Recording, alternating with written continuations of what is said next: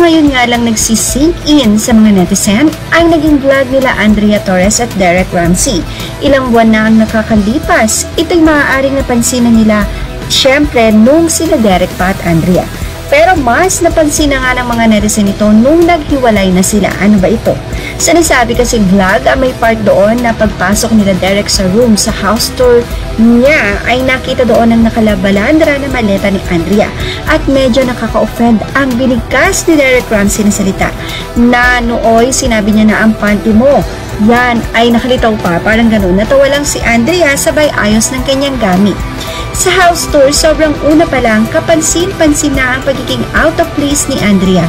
Dahil marahil hindi naman siya talaga naging part ng nasabing house dahil ilang babae na din ang nagdaan kay Derek habang pinapagawa iyon. Mukhang mas marami pa nga daw alam ang ex ni Derek na si Joan Villablanca.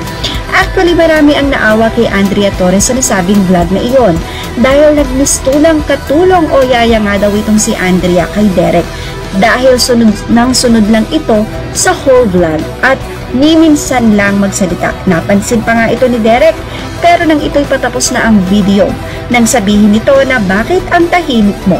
Marami ang naniniwala na netizen na after makita muli ang vlog ni Andrea o ni Derek, isa ito sa naging source ng kanilang awayan or sagutan or hiwalayan ng dalawa. Baka nagkaroon daw ng pagtatalo, especially if nabasa mo ang comment ng netizen na meron naman palang basihan. Hindi daw tama ang ginawa ni Derek kay Andrea before na sinabi pa yung word na panty dahil hindi daw ito pagrespeto. Marahil even Andrea's family ay naalarma dito. At lagi ding ikinokorek ni Andrea ang mga netizen before sa issue na nagle-live-in na sila. Laging sinasabi ni Andrea na hindi pwede silang mag-live-in dahil aniya, naniniwala pa din siya na kasal muna bago kayo talaga magsama. At ito din ang gusto ng kanyang pamilya. Laging walang imik si Derek kung sasabihin ito ni Andrea. Pero lagi naman niyang sinasabi at napaka-vocal naman itong si Derek naman daw sa simbahan na talaga ang hantong ng kanilang relasyon. Pero kay Andrea, wala siyang binabanggit na ganun dahil maaaring may hesitation pa rin before itong si Andrea.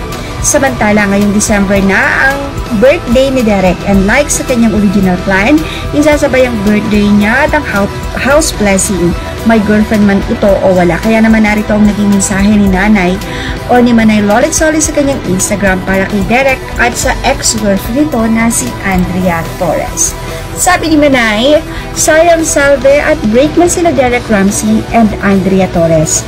Imagine mo na next week, birthday at blessing ng bagong bahay ni Derek Ramsey na sabi nga niya magiging bahay nila ng kanyang pipiliing Mrs. Derek Ramsey.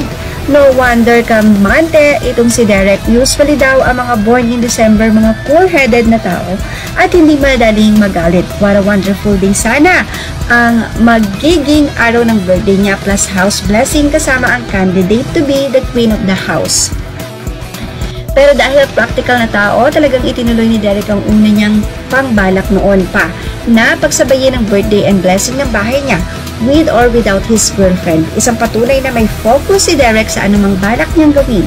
Hindi hadlang ang anumang bagay para hindi niya ito ituloy kung ano ang nasa plano niya.